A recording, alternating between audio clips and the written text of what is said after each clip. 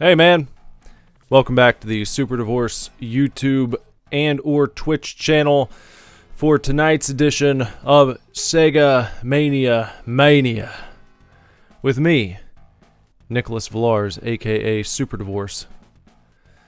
What is Sega Mania? Sega Mania is a streaming program here on this channel where we celebrate the now defunct late great Sega Mania magazine.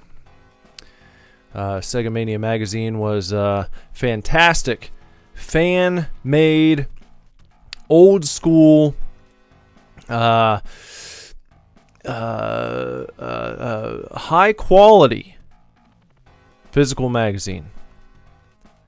All about Sega. All about Sega. Sega Mania is what it was called. And, just one day, out of nowhere, it poof, went away.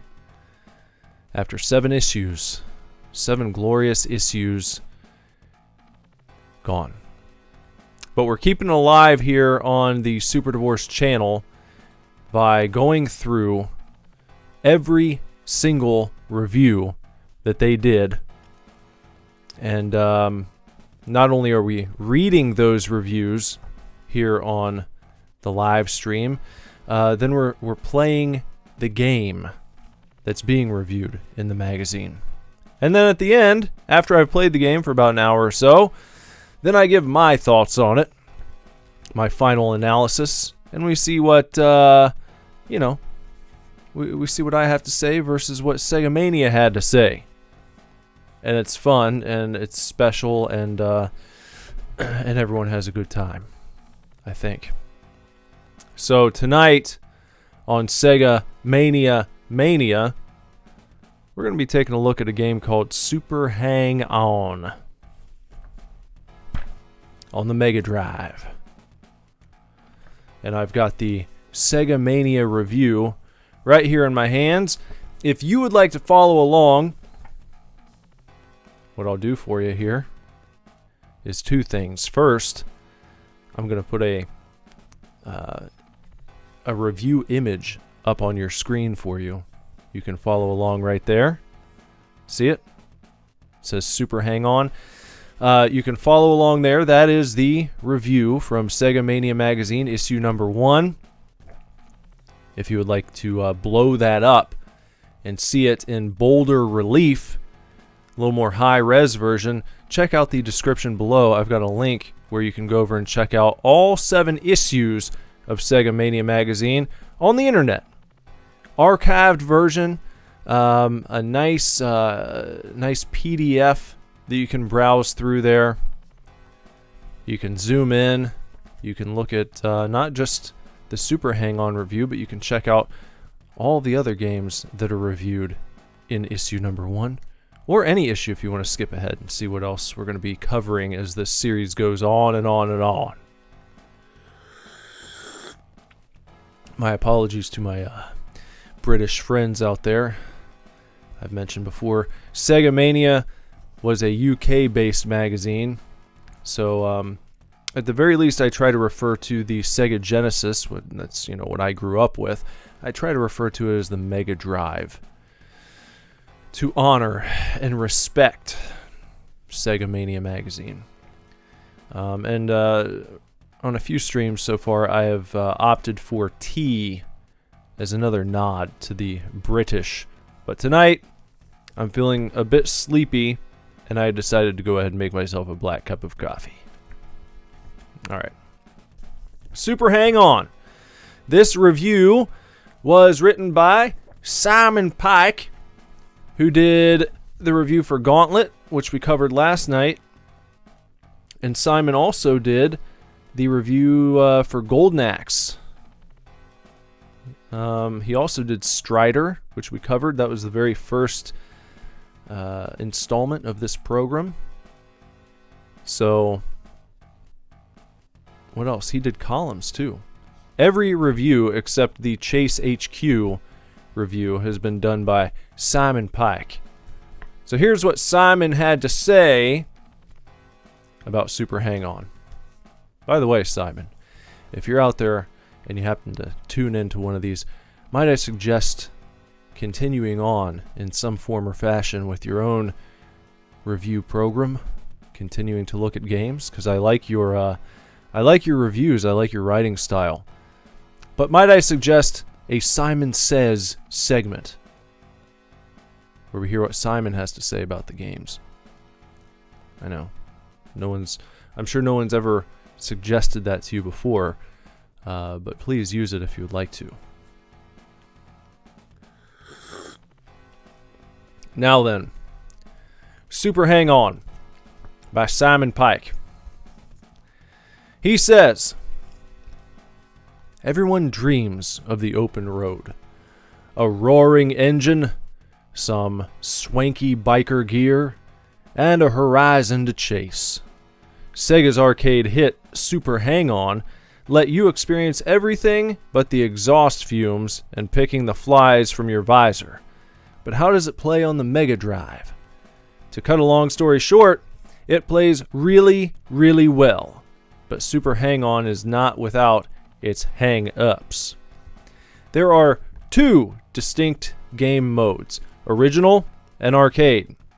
In original mode, you can earn cash for successfully finishing races, and spend that cash on upgrading your bike, enabling you to progress to more difficult races with higher rewards. If you wreck your ride, you'll have to pay for repairs before you can race again, so keep your eyes on the road unless you want to end up in the red.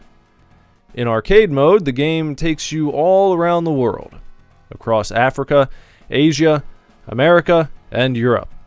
As you jump from continent to continent, the difficulty level rises. Africa is a short and sweet intro to the game, with some long straights and gentle turns to get you into the swing of things, while Europe is a long, winding, and wickedly tricky course that will really test your endurance and skill to the fullest. You need to keep passing checkpoints along the multi-stage tracks to add precious seconds to the timer in the center of the screen. If that timer reaches 0, it's game over and time to start again. The way your bike handles is responsive and tactile, and the graphics give a nice sense of speed. In arcade mode, your ride is upgraded to the max, including the ability to use a turbo boost once you reach a certain speed. In original mode, you have to earn upgrades to get the most out of your bike, which gives a great incentive to keep playing. This concept adds hours of gameplay to the original arcade offering, and is a huge bonus for those of us playing the game at home. As you advance through the different stages on each track, the lighting and environments will change. It's a nice visual touch that reminds you that you're making progress, and keeps you from getting bored of the same old locations. The bikes and riders look really classy too, though I wish there was some more color variation in the opposition racers, to at least give the impression that you're not racing the same two guys on a perpetual loop. The opposing racers are little more than glorified obstacles anyway. Super Hang On is all about endurance racing. Stay in the saddle and beat the clock, and you'll be a track legend. Lose your cool, and you'll be eating dust. If you want to do well in the tougher races, you'll need Zen-like concentration and thumbs of steel to make it to the end.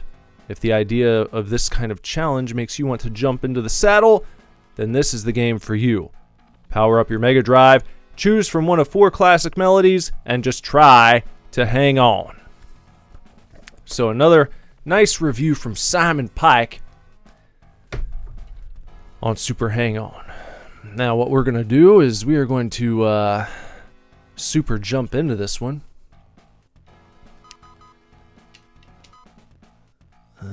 No, we don't need that. Let me get the review down off the screen there for you. And we're starting off fresh, so we're not going to be using any passwords this go round. And I think what we'll go ahead and do here is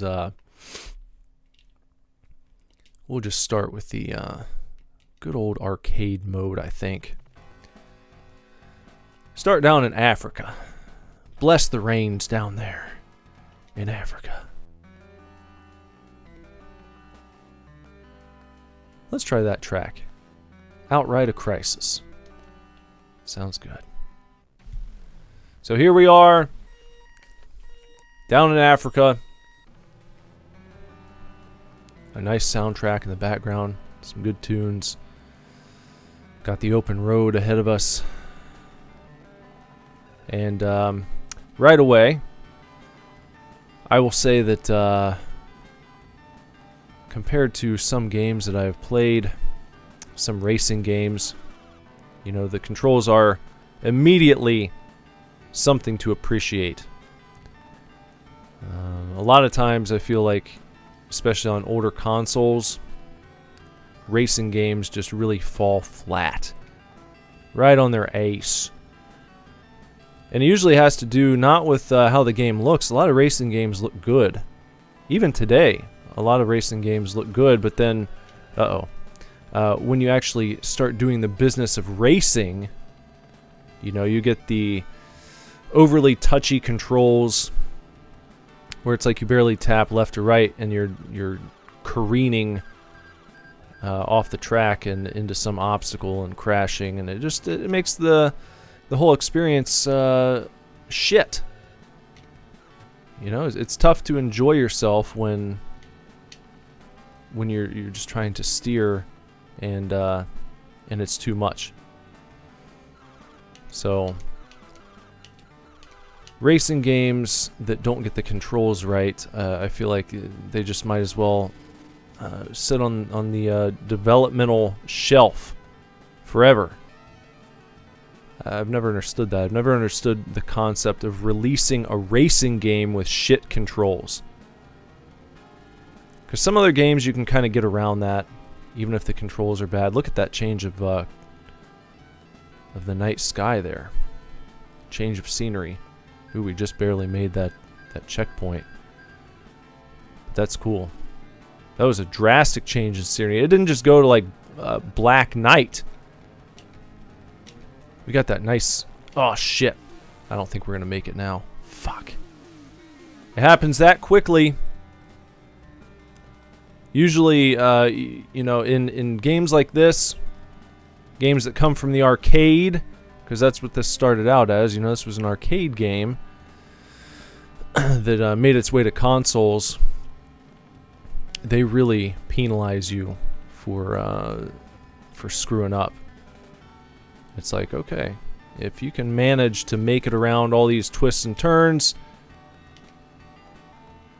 keep yourself under control, yeah, we'll reward that behavior with letting you continue to play the game. But if you start going off the side too much, and especially if you actually hit an obstacle and your guy goes flying, you're going to have to cough up a quarter to keep playing, buddy. So there it is, game over. And obviously I'm going to want to best that, you know.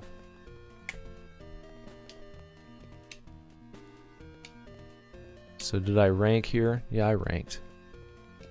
You can see I played one round earlier tonight there. Ass was not included with the game itself. That was my score.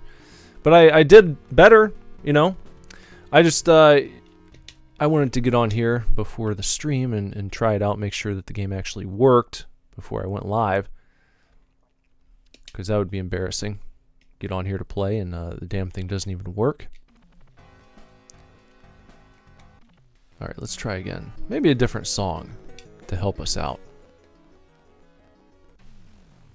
Anyway, what I was saying on the controls is that some other games, some other types of games, the controls can be a little iffy. Beat 'em ups can be finicky and still manage to even become classics. You know, for as bullshit as a game like Golden Axe is, it's still a classic. It's not perfect, but you're able to overlook its flaws and have a good time with it. It doesn't matter how awesome a racing game looks. If the controls are shit, it's just ruined. Because you need those controls to be able to work. You need them to work quite well. No amount of of cool race tracks or upgrades to your bike or your car, new paint jobs. None of that shit matters if you can't get from point A to point B in a skillful way.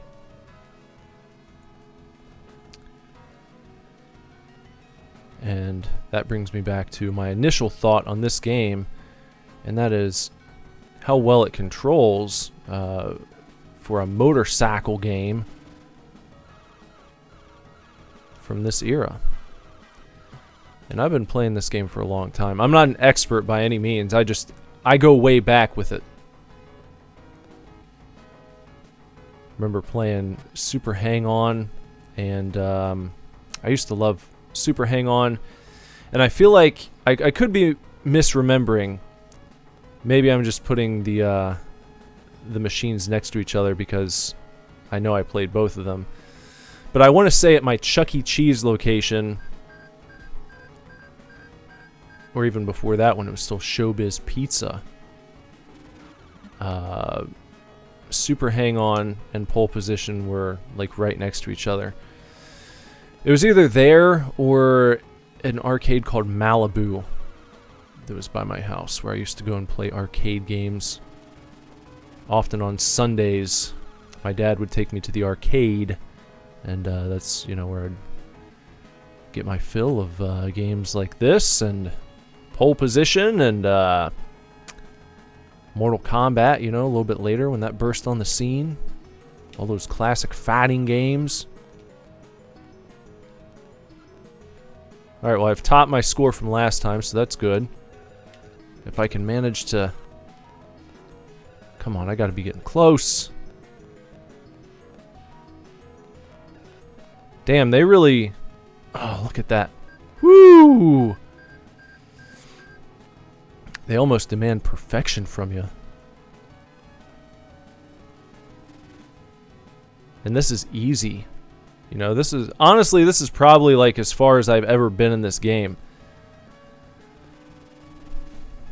Because I doubt I did very well. I you know, they'd be like short burst plays. I never wanted to waste like too many quarters. I just thought it was cool because the Super Hang-On in the arcade, you know, you actually sat on, you know, oh, fuck that. Come on, that's bullshit. I got pushed off the road, damn it. But Super Hang-On in the arcade, back in the day, you know, you actually sat on your mount. You sat on the bike. That's that. Well, that wheels completely fell off on that attempt at stage 4. Boy.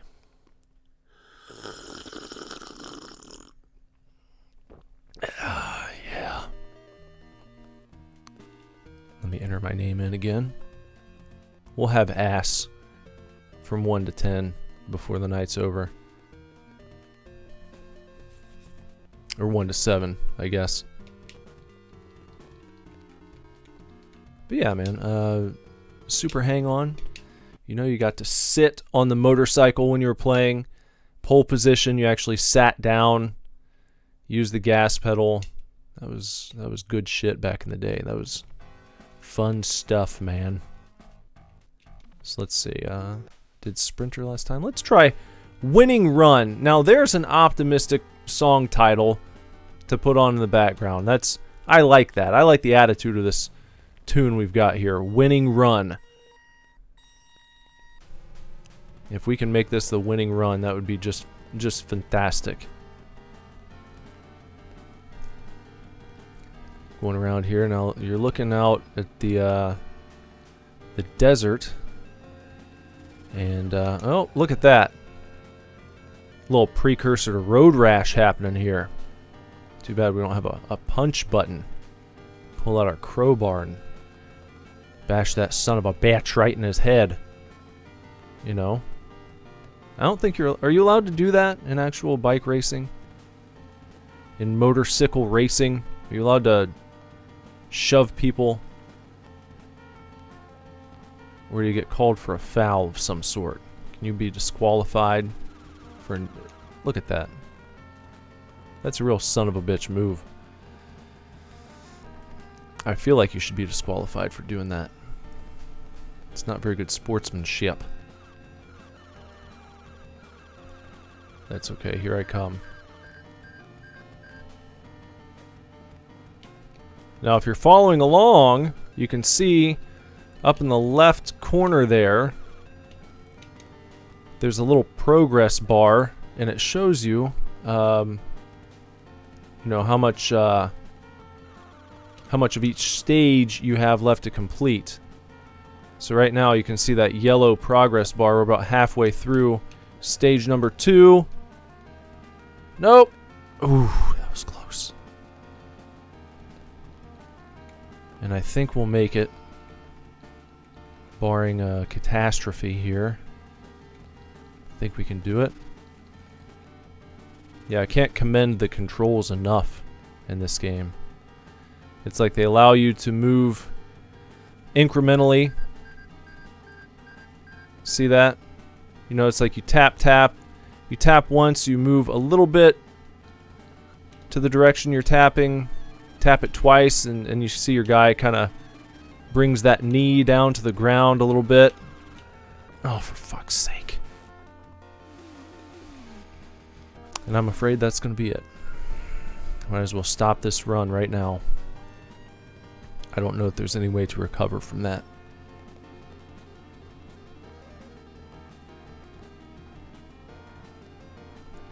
That's not the fault of the controls. That's... Well, I'll take the blame on that one. You know, was racing haphazardly. Man. I got close. Bummer. Look at that. Look at the progress bar up there. I mean, I was right there, probably around that bend, and I would have had it. That's crap. Oh, I didn't even see anyone in the chat. Hello, Jesse's here. Carrot's here. So hello, guys.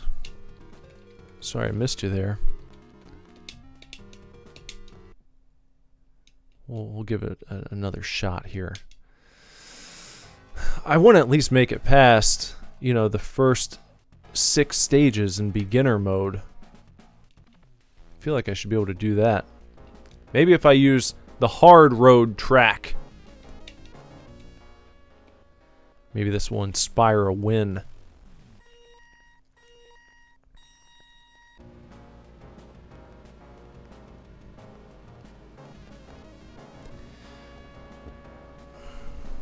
Okay.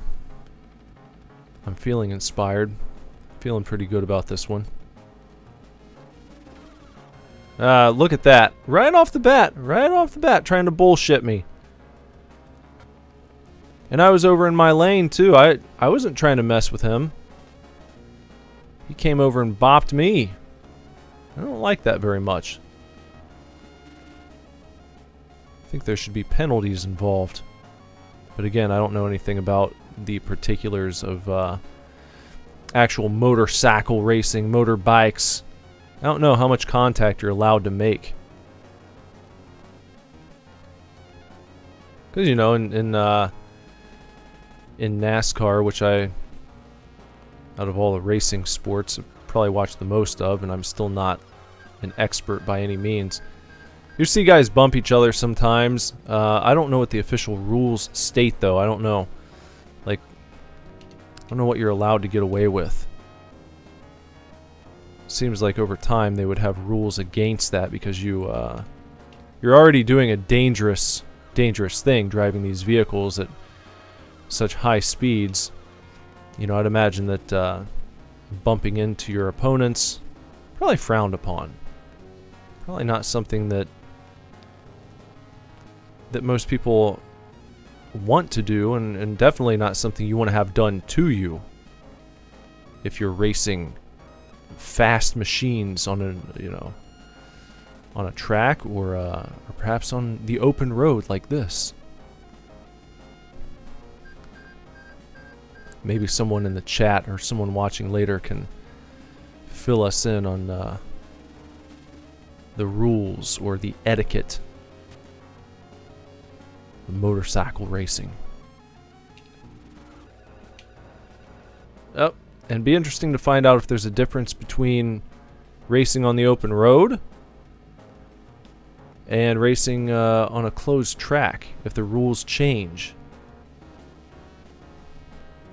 Imagine there's some differences, but I don't know what they would be. I don't know. Who's to say?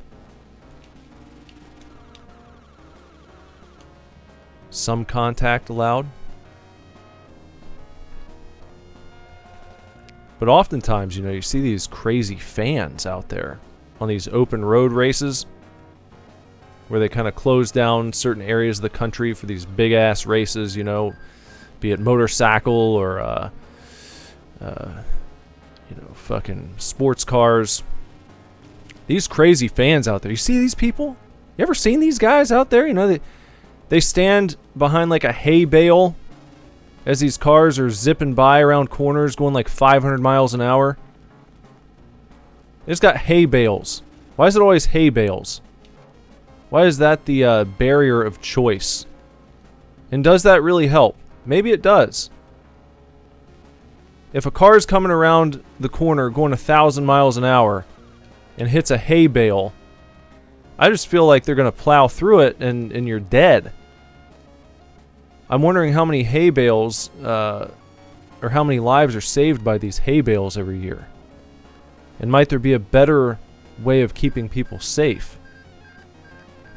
Because I mean, I don't know that I would stand out there. I guess if you want to, I'm not like a nanny state guy. I'm not saying the government should make it illegal for people to be standing by the road. Because if you want to do that, then it's fucking, that's your deal, man. You can go on out there and you can try your luck, test your might, stand behind all the hay bales you want, stand in front of the hay bale for all I care. I'm just saying, someone's paying for these things.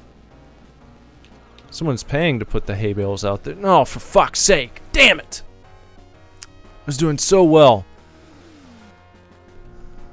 But if you're going to spend the money on barriers to protect people, my mind wonders, might your money be better spent on a different type of protective device? That's what I wonder.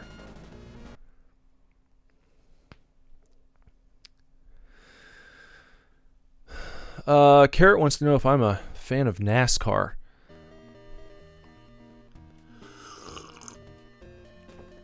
I mean, I don't hate it. I just don't follow it. I don't follow racing at all. Like, I don't follow any racing. I think it's impressive. I think it's interesting. I can see why people get into racing. I just have never been a big follower myself, you know. I could see at some point getting into it. You know, of course, NASCAR has the kind of redneck attachment to it. That doesn't really bother me. I don't care. I know they're out there doing their laps, putting in the work. So I don't really care about how it's perceived. I do think that some of the European racing that you see where the guys are out, you know, on the open road, as I've said, doing all these twisty, turny shits, that stuff's pretty cool too. But I would imagine that, you know, it's probably more enjoyable for people who are really into cars, which I've never been like a big car guy. You know, I don't know shit about automobiles. Not what you would consider a car man. Oh fuck. Well, that was a mistake.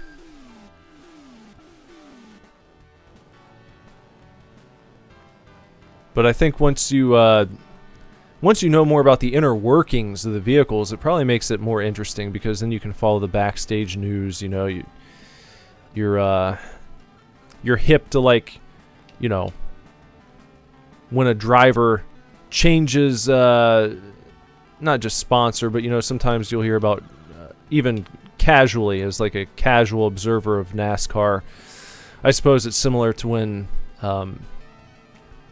you know, like a major basketball player gets traded from one team to another, or leaves, you know, a team he's been with for a long time and goes to another rival team or something like that. You hear about NASCAR drivers who switch teams, or they switch cars, and that stuff can kind of be scandalous at times.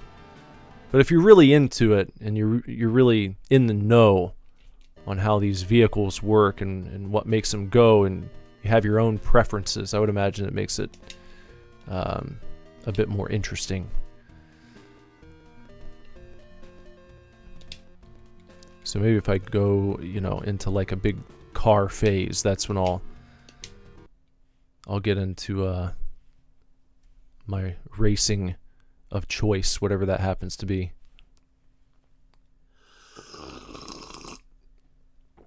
Carrot likes NASCAR more than Formula One.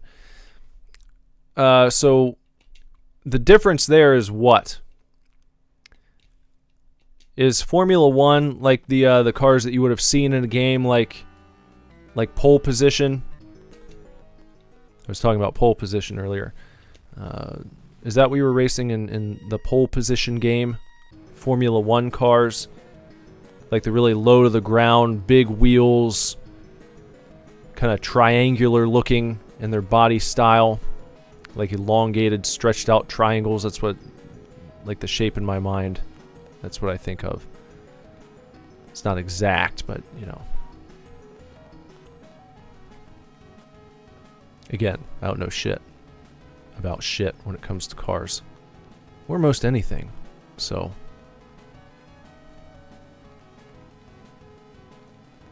So that last attempt wasn't the best. This is a pleasant game, though. You know? Even when you lose, jumping right back in and trying again feels fun.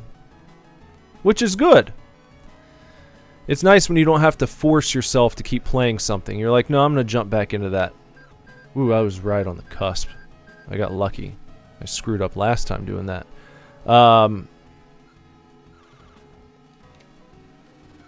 Because I've said for this series, when I come on here and I play a game, I'm gonna play for at least an hour. And the reason for that, in case you're wondering, if you haven't heard my explanation before, I'll probably give it again many times in the future, because you never know who's listening for the first time.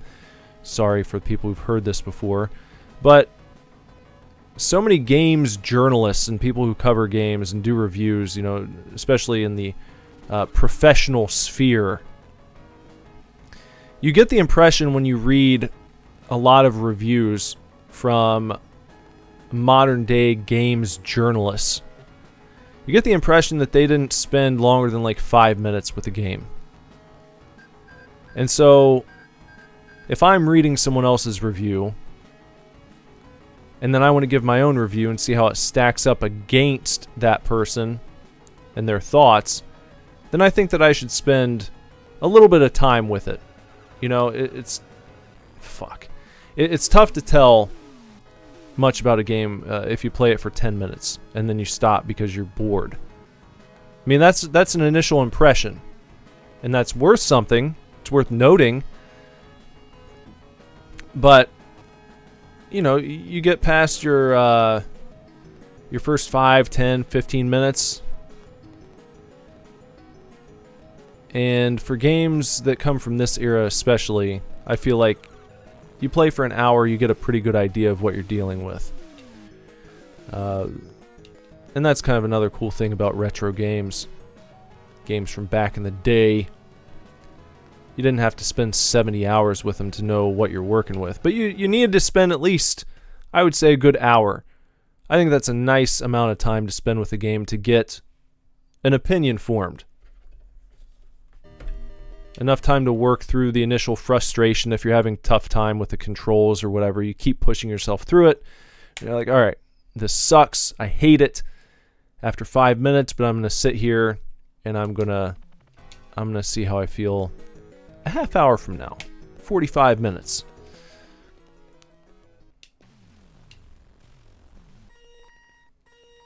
So Carrot said on Formula 1 and NASCAR, the comparison, different types of cars.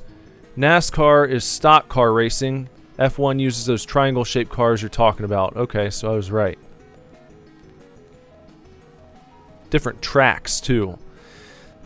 Yeah, the Formula 1 tracks, I suppose, are going to be a little windier, a little curvier, I would imagine. There's one NASCAR track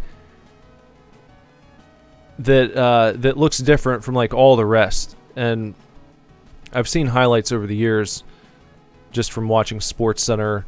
I don't know the name of the track. You might know what I'm talking about, but it looks like a track made for Formula 1 cars. And I don't know if it's like if it's one particular track or if they have a couple that are like that. But every now and again I'll see highlights from a NASCAR race and it's on a very unusual looking track for NASCAR. And I've always thought that was kind of cool, like they're doing a little bit of a crossover event somehow. Speaking of in like nerdy comic book terminology. Going outside the comfort zone, you know, going outside the big circle track and doing something on a track that looks like it was made for a different type of car altogether. Well, this is a shit run. Not too good.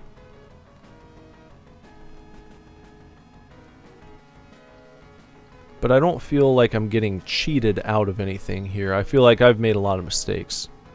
And with more practice, I could really perfect the tracks I'm racing. Oh, look at that. So close. So close.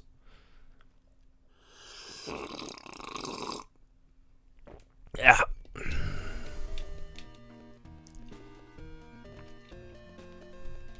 But it's got a great learning curve. It's got a nice degree of difficulty to it, does this game. And as I said, you know, it's hard to imagine that this is the easiest mode. But that shows you, you know, there are people out there who can do the senior 14 stages, who can handle that like a boss. They're out there.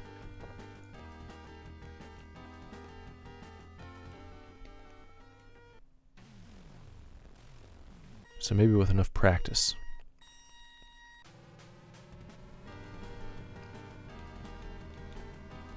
Carrot says F1 races are a lot shorter. They don't get to refuel for pit stops. Only tires. And then there's the one like the Matt Damon movie. What do you call that type of racing? That was a good movie. Ford versus Ferrari with Matt Damon and Christian Bale. That was a great film.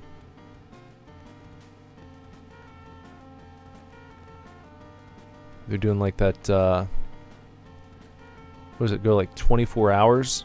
Race that just lasts 24 hours going like across the country. I don't know what you call that kind of racing. I'm sure there's an official name for it. There has to be.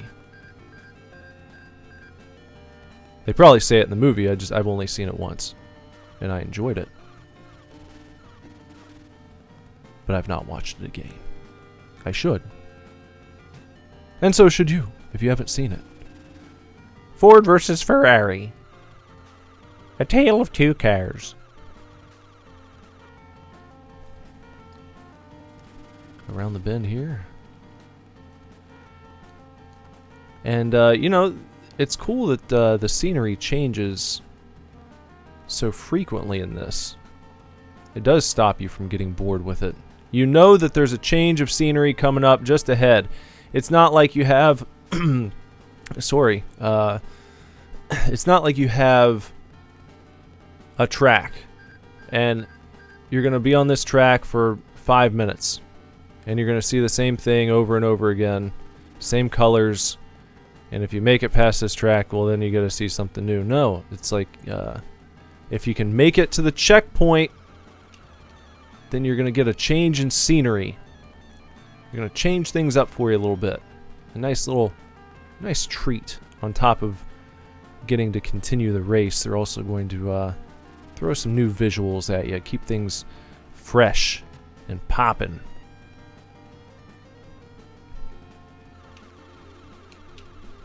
Whoop! That was close. Come on. No, no, no, no, no. Oh, you son of a bitch. I got bumped. I was making great time. Now I'm just barely going to make it. At least I made it, though. Alright. Gotta try and zero in here. This is about as far as I've been.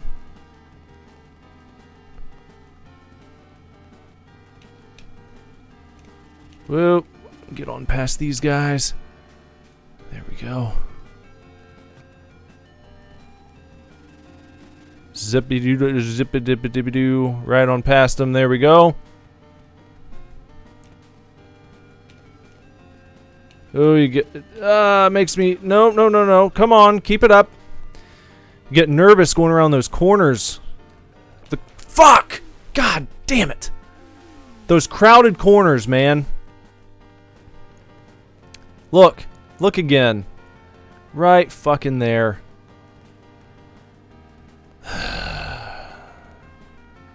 Right at the map change.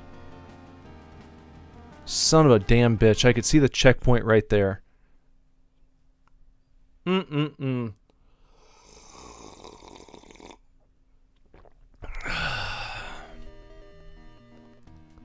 Well, shit.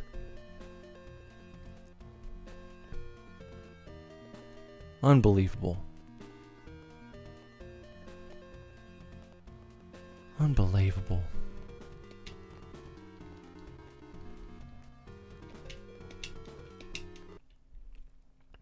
Almost.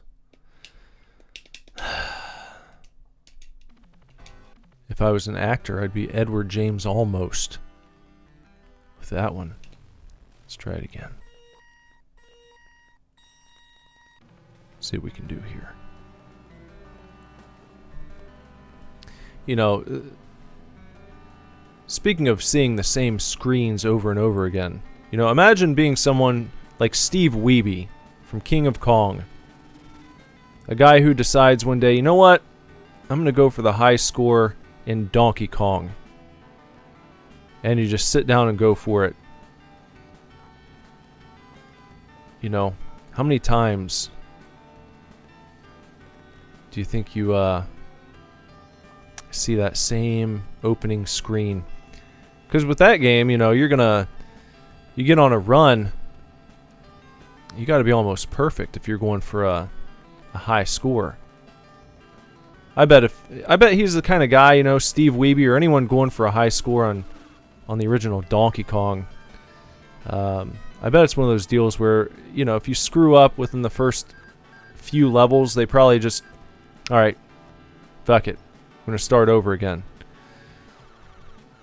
How many times must those guys going for those world records see that first screen over and over and over again? In a game like Donkey Kong, there's not an overabundance of variation from screen to screen. I mean, there is. There's some, but not like here in Super Hang-On. They're not rewarding you. It's not like you climb a ladder and then the sun sets and it's gone from you know, early evening to dusk, and you get the light bouncing off the princess's tits up there. as she's waiting for you. You know, you don't get anything like that in Donkey Kong. But you're going to get it right here in Super Hang-On. They got you covered. They got you covered with the visual feast. Which I think is how Simon Pike referred to, what do you call, was it, I think Golden Axe on the Master System? I feel like he used the phrase visual feast for Golden Axe. I would have saved visual feast for Super Hang-On. This is a great looking game. Whoop. And there we go. Yep. No good.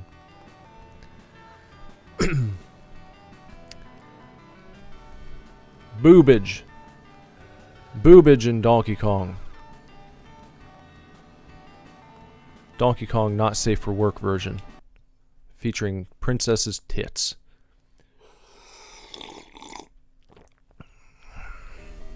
No good.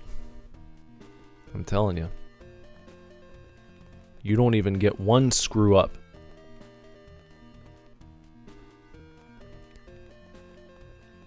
You know, they might as well just make your guy die. I think that would be more merciful. Because then you don't have to go through the motions and, you know, let the clock run out. If you hit a billboard and go flying off the road, then your guy should just, there should be like a zoom up. You see his like head coming down and smacking into the pavement or something, and his neck breaks, and then it's just game over. Because that it's all just going through the motions after that. You're not making it to the checkpoint if you crash. It's not happening. Doesn't matter how good you are. So that's what if they were still patching this game in 2022, that's what I would suggest. The instant death patch. It's like, oh, you hit the tumbleweed. Okay, well, you know, your guy flew off the side of the road, and you know, his bike landed on top of him, and he was crushed to death. Game over. Try again. They could add in various death scenarios, make things a little more interesting, a little more fun. That way, if you crash, you're like, fuck, but I wonder which death I'm going to get this time.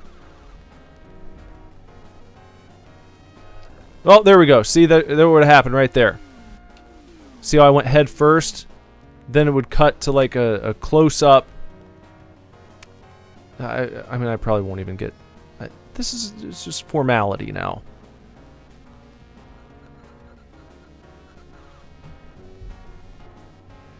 I don't think I'll get close to it. I don't think I'll get close to the checkpoint. Pardon me.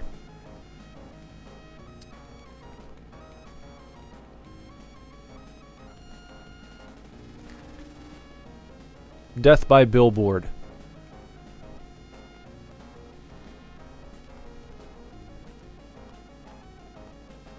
Now they're gonna make me... Oh shit, look at that. I just proved myself wrong, didn't I? I actually made it. I crashed and still made it. Well, cut my legs off and call me Shorty. I didn't think that was possible.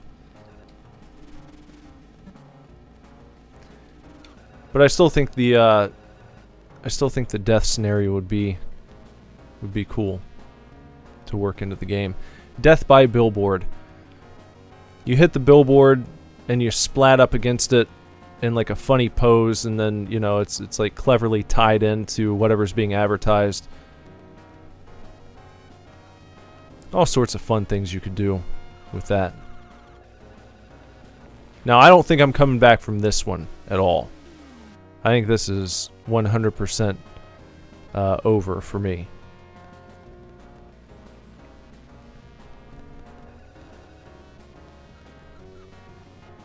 Yeah. Yeah. No good.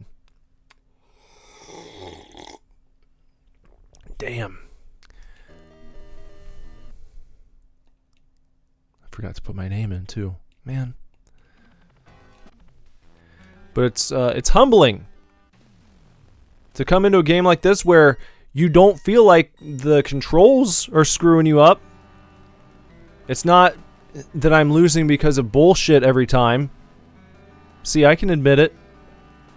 Some people will say that. They'll overuse that phrase. They'll say, oh, this game has too much bullshit in it, and that's why I'm dying, or that's why I'm not doing well. No, these are user errors that you're seeing here. And I can admit that to you tonight.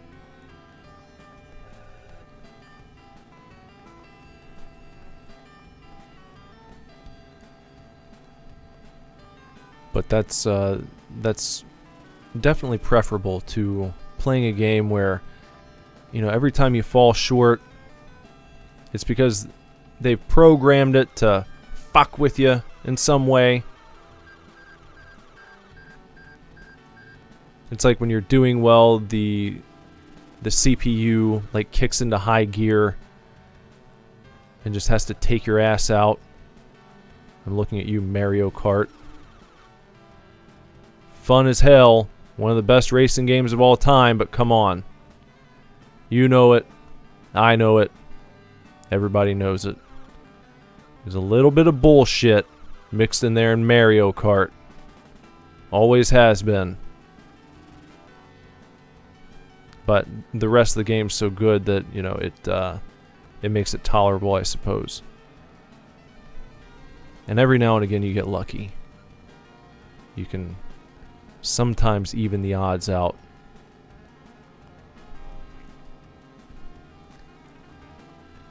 Purple sky at night, biker's delight. Purple sky at morning.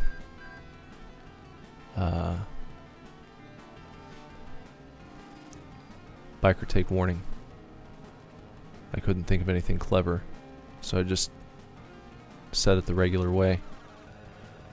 Come on, get back on your damn track. There you go. Ah, that was a... What happened there? The blue shell in Mario Kart, probably one of the most bullshit items. You know, it only ever comes after you when you're in first place. And the computer is always going to get it. And the bullshit thing about it is that there's like, you know, there's no counteracting that. There's no shield for it. You know, with other items like the red shell, you know, if you carry oh boy, that was poopy. Hey, what's up, Les Milkster? How's it going tonight? Just talking about some bullshit in various racing games. The bullshit in Mario Kart.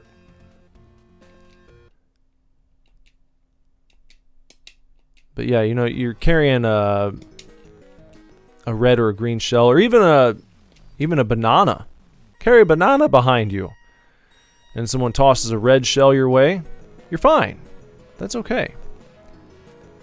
Doesn't matter what you have. If that blue shell comes knocking, your ass is grass. Except the star, maybe. Does the star protect you from a blue shell? It's been too long since I played Mario Kart, so I don't remember. I've always liked Mario Kart a lot. But, again, it's a racing game, so I would just consider myself casually decent at best. You know, if I get into the room with a group of people who have never played Mario Kart before, or never went through a period of time where they owned it and it was like the game for them for a bit, then I'm probably going to win. I do pretty well. I can hold my own. But if I'm playing against pros and people who, like, that's their favorite game ever, then of course I'm going to get smoked. So I still have questions about the game. I'm not presenting myself as an authority. That's why I'm asking, can you protect yourself from a blue shell with a star? Does that work? I genuinely don't know. I don't know the answer to that question. Maybe someone in the chat knows. I'll check it in just a sec. After this race concludes, because I can't look over.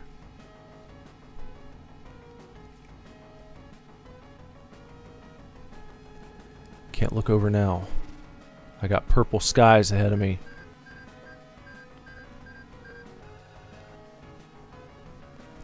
Purple skies and French and fries. Know what I mean? If you win the race, you get a free bucket of French fries from Long John Silver's. What a treat. Get out of his way there. Come on, come on. Don't fuck with me. We're not going to do that. If you win this race, you, sir, will be the proud recipient of a deluxe bucket of Long John Silver's French fries. Now, how do you feel about that? Well, I think that, sir, that would be a dream come true. And, wait, I haven't told you everything.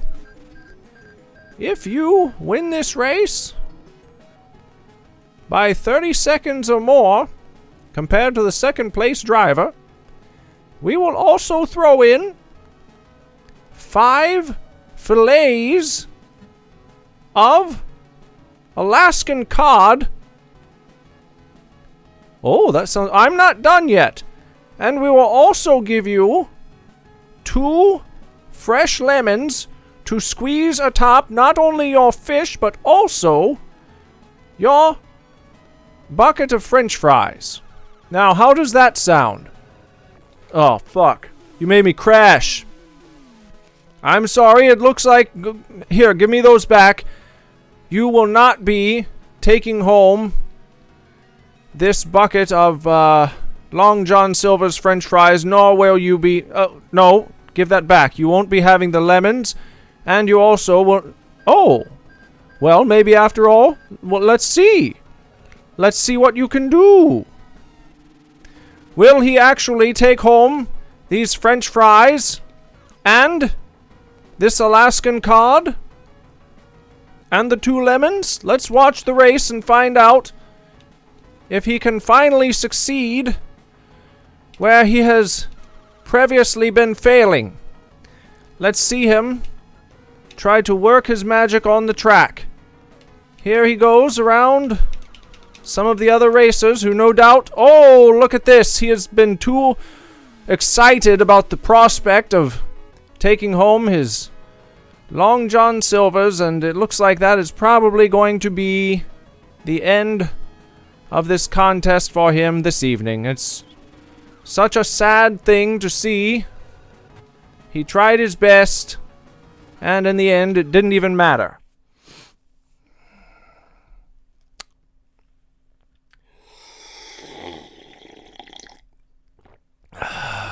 All right. Let me look at the chat here. Jess always loses at Mario Kart. Well, that's okay because you always win at Dr. Mario. So no whining. We've talked about this. Everyone knows. You probably only brought that up so that I would bring up Dr. Mario, and I'm bringing it up now so you get what you want. Remind the world that you're the best.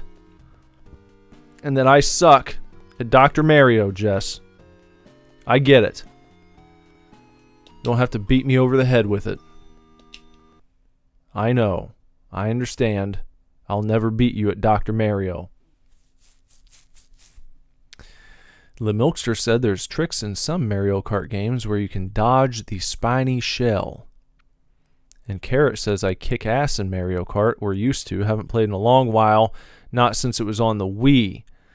I played Mario Kart 8 and then 8 Deluxe, 8 on the Wii U and then Deluxe on the Switch. Great game. Did a great job with 8. I think I played most of them. I think the only Mario Kart game that I don't own was the one for Game Boy Advance because I never owned a Game Boy Advance. It's like the one Nintendo system that I never had in my life for whatever reason. I plan to get one at some point because I know I missed out on some good shit. The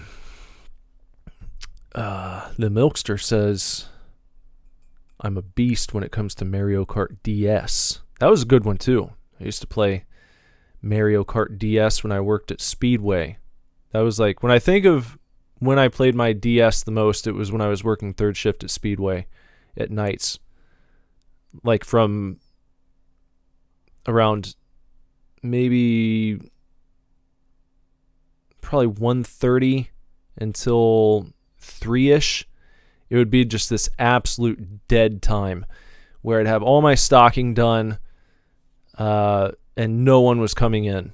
So you literally just sit there, and that was prime time to get some handheld gaming in. If you ever get the opportunity to work third shift at a gas station or convenience store, I would recommend it. As long as you're in a decent area, because it can be dangerous. I never felt endangered because the cops. It was a pretty pretty well populated area, right across from the local mall, and the police station was like just down the road. So the cops would be in and out all night long. So I never felt too scared to be there.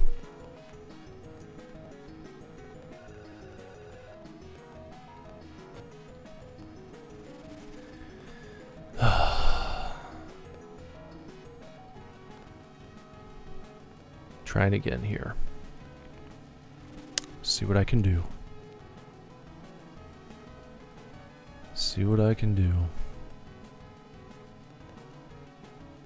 Had a good thing going last time. Going for that Long John Silver's meal. Got too excited though.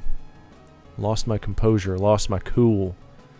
Sometimes that happens, you see the target right in front of you. You feel like you got it already. You lose your cool a little bit. You get shaken up. Those last second nerves, little jitterbugs hit you. You do the jitterbug. And you end up pissing your pants and blow your opportunity. And it's not good. I would like to see this particular Africa course through to its completion. That would be something nice to do in one stream. Because I'm certainly not going to be doing the other ones. I'm not going to get all the way through, the what they call it, original mode, where you go through and you try to win races so you get money so you can upgrade your bike and all that stuff. I mean, that sounds cool. It sounds fun. But that was probably going to be too much for me to get really far into during one live stream. So that's why I've opted to just continue going back to Africa here to see. Oh, damn it. If maybe, just maybe, we might be able to make it all the way through to Africa's end goal.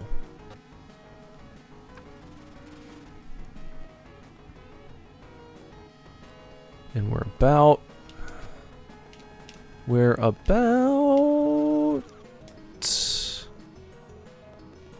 to the halfway point. If I can keep my cool and do what I just did one more time. All right. Got to zero in.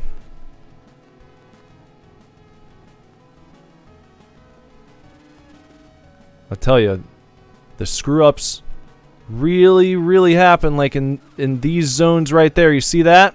That's not as bad as hitting a billboard or a tree or one of these barrels on the side of the road. It's not as bad as a crash, but it definitely is not something you want to do. And fuck, that was user error. Bad stuff. Fuck it. God bless. And that goes back to that slowdown. That guy bumped me. And then I was trying to make up for lost time. I thought I needed to go faster around that corner than I should have, and it ended up costing me anyway. Jeez. The Milkster loves Long John Silver's. Long John Silver's is a pretty underrated fast food restaurant, in my opinion. In my opinion, it is highly underrated.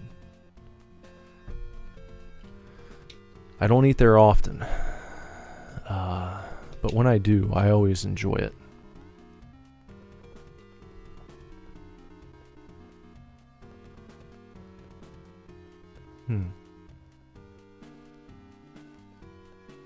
The Milkster said I played every MK game except Tour and Double Dash. You know what? I think I played Double Dash, but I never owned that one either for the GameCube. I've definitely played it, but I didn't own it. So I'm not super familiar with like all the tracks on that one either. Carrot said for a sec I thought you were talking about Mortal Kombat. Yeah, Mortal Kombat Tour and Mortal Kombat Double Dash. The Mortal Kombat racing games. In one of the Mortal Kombat games, there was like a racing mini game, believe it or not.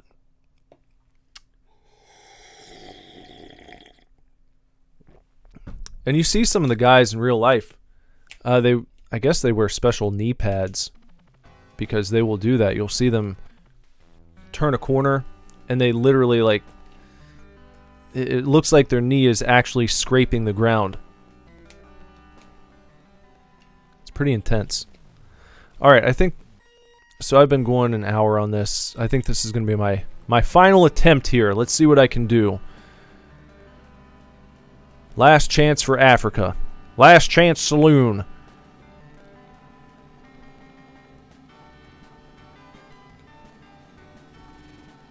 I gotta try and steer clear. Literally. Gotta steer clear of these guys around the corners. Had a lot of trouble trying to make it around these dudes. It's especially difficult when you're going around a corner and you come up on 3 of them or something. That's tricky. You got to be a very skillful motorcyclist indeed. Oh shit. See, look at that. And that totally throws your momentum, your speed goes down. But I'll take some of the blame there, you know. It's like you, as a racer, you've got to do what you can do to stay away from these fellas. You got to be on the other side of the track, you know. You got to be on the other side of the road from where these guys are. And that, see, look at that. I allowed them to fuck with me. So I'm going to try and take the outside. There we go. That works. Right? I'm going to go inside this guy. No! Oh my god! Oh. Man. Is that what I get for being a fancy boy? I was trying to fancy boy that time. Shit. I was feeling good about that run too. I was pretty well honed in on it and... Man. Damn it. Shit.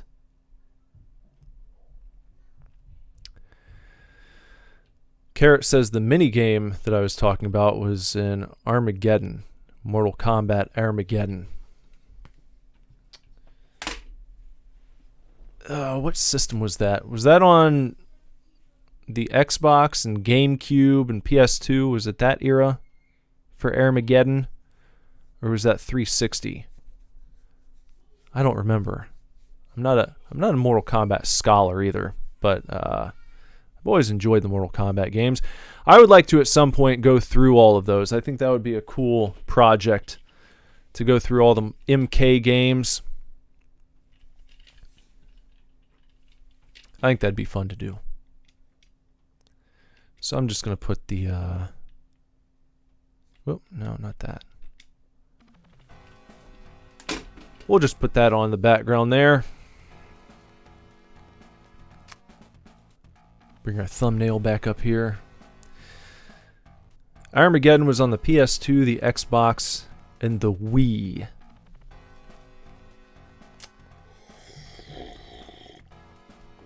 I think I own Armageddon on the original Xbox.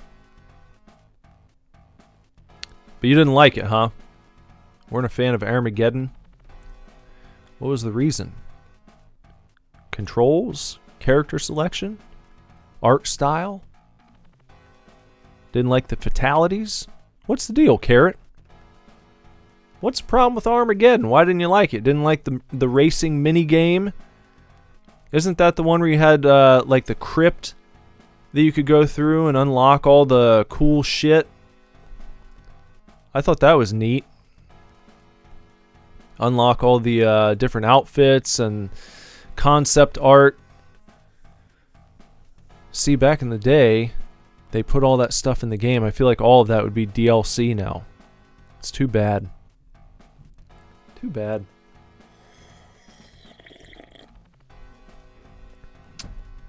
They didn't have any fatalities in the game. And a lot of shit characters, says Carrot, when it comes to Mortal Kombat Armageddon. Well, let me have a look back here at our super hang-on review from Simon Pike.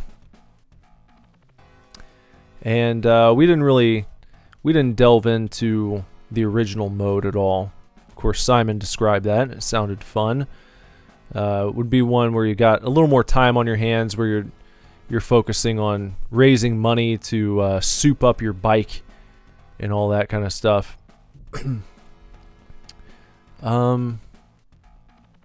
But as far as like the gameplay itself,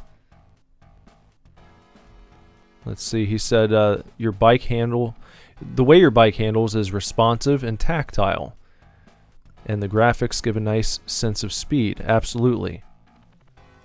Handling the bike is a real treat in this game. You play a game like this, and you can become spoilt. Because you're going to play a game like this, you're going to play Super Hang-On, and then you're going to try out other, perhaps, motorcycle racers from this period, and you're going to be holding them up to this standard. And I don't think that too many other games are going to come close to this. You know, you're going to get games that are either way too slow to turn when it comes to your handling, or way too fast. Finding that middle ground is something that seems to be very challenging for game creators. Even today, you'll find that with various racing games. Mario Kart nails it. They do a great job. I liked Project Gotham Racing. I liked the newest Need for Speed game. Need for Speed games are fun. What was it? Forza? Forza does a good job. But, you know, these guys, they've been honing their craft for a while. You get some of these newfangled pop-ups that show up on the scene, and they look pretty, but then you get the car out there on the course, you barely tap left or right, and it's like you're like spinning around 360 degrees. It's bullshit. So, back on MK Armageddon, Carrot said Armageddon has like 50 plus fighters. So they sacrificed fatalities for fighters. I didn't even realize that. I didn't realize there were no fatalities in Armageddon. That seems like a really bullshit move. So I agree with Simon on the handling, the graphics, giving you a nice sense of speed. environment and lighting changing in a nice, pleasing way. Something that Simon talked about. Definitely agree there.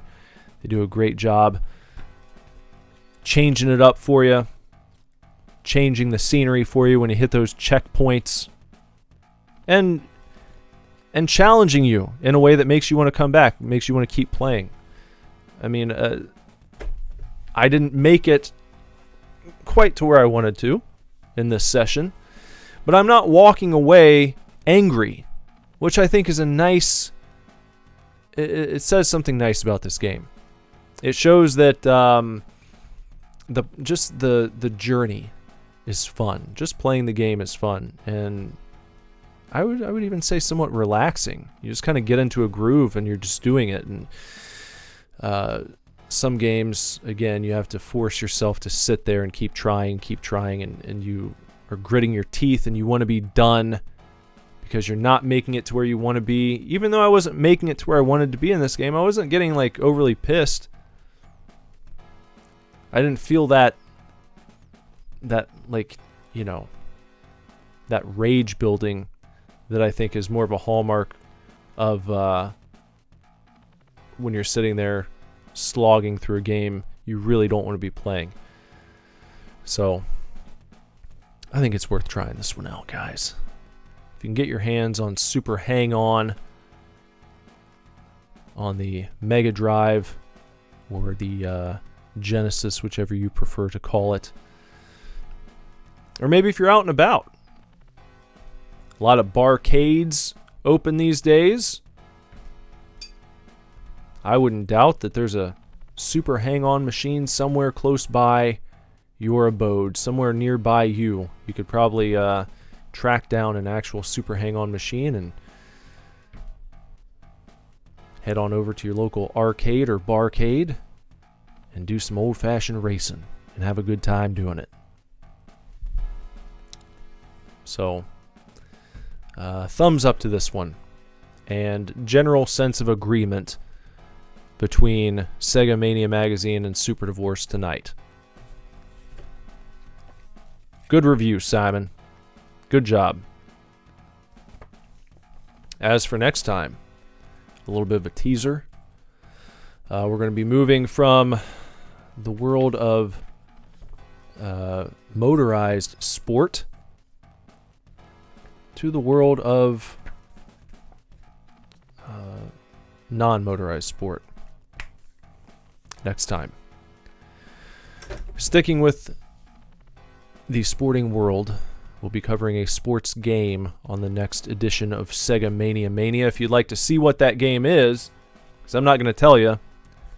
Some people like this kind of thing to remain a surprise until the stream starts. So if you don't want to find out, then don't go to the link in the description below. Don't go to the Sega Mania Magazine archive, and do not flip to page 26 in Sega Mania issue number 1. Because if you do that, you will see the game that we're going to be re-reviewing and playing next time on Sega Mania. So for a spoiler-free experience, just don't do that. Just don't go and look. Alright? And I think that's just about going to do it for tonight. So, thanks for hanging out. Thanks for chatting. Guys in the chat, Carrot, Milkster, Jess, anyone else who was watching and lurking, anyone who might be watching this after the fact, appreciate you. If you haven't done so, please sub to this channel. Bong the gong for notifications so you know when new videos go live, maybe, if YouTube feels like telling you. And follow me on Twitter. If you are on Twitter, you can find me at Super Divorce.